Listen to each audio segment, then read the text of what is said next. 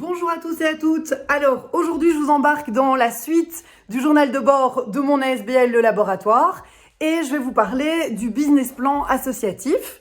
Eh bien le business plan associatif c'est comme une grossesse en fait, on fabrique le bébé.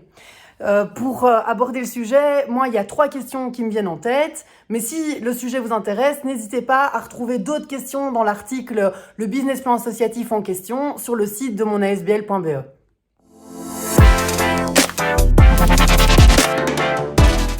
C'est clair que rien que le terme, ça fait froncer de nombreux sourcils, je l'ai remarqué dans la réalité, parce que le business n'est pas censé s'associer à l'associatif. Et pourtant, moi, m'inspirer, avoir un business model en fait pour l'association et s'inspirer justement du business plan pour pouvoir positionner en fait son projet dans la réalité et surtout structurer ses idées, ça a été vraiment une étape indispensable.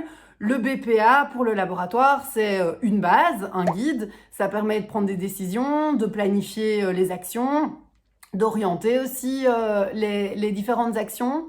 Il me sert comme base aussi pour pouvoir rédiger les autres dossiers, les dossiers de sponsoring, les dossiers, les appels d'offres, les dossiers de presse.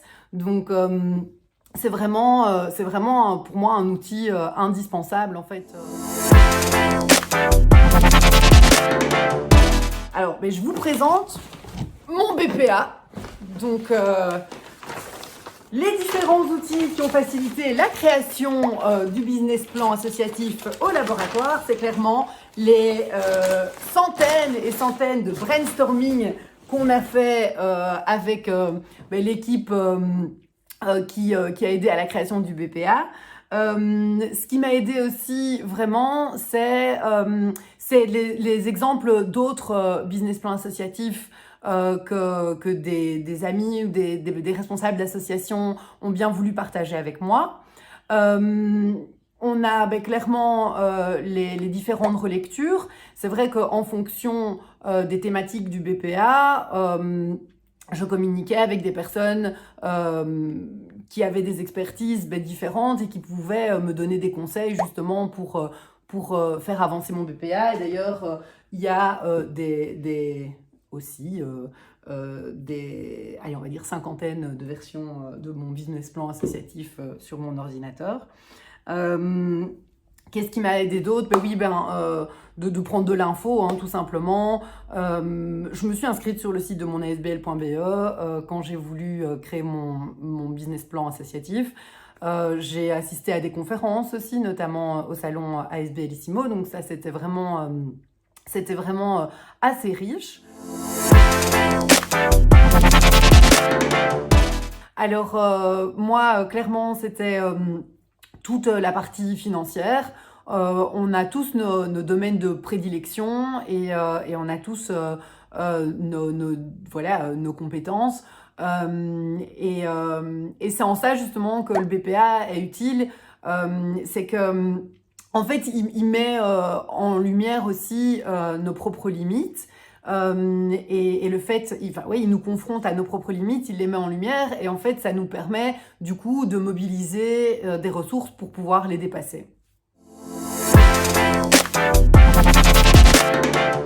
C'est long en fait de faire le business plan associatif et comme ça prend beaucoup de temps, en fait on a souvent la tête dans le guidon et moi ce qui m'a fort aidé c'était justement de planifier des rendez-vous ou des relectures avec des personnes extérieures parce que ça me forçait déjà à avancer le fait d'avoir des deadlines et puis ça permet clairement de prendre du recul en fait par rapport au travail qu'on fait. Je m'excuse auprès des personnes qui ont dû lire les premières versions du BPA avec les 65 pages que j'avais rédigées parce que clairement, ce que j'en retiens aussi, c'est que c'est important de pouvoir être clair, concis, convaincant aussi et de pouvoir se mettre à la place en fait de la personne qui va lire le BPA. Mais c'est la vie, on apprend et on avance. En tout cas, c'est la mentalité du laboratoire. Mais en tout cas, je vous remercie pour votre écoute et je vous retrouve dans 2 semaines avec mon ASBL.be.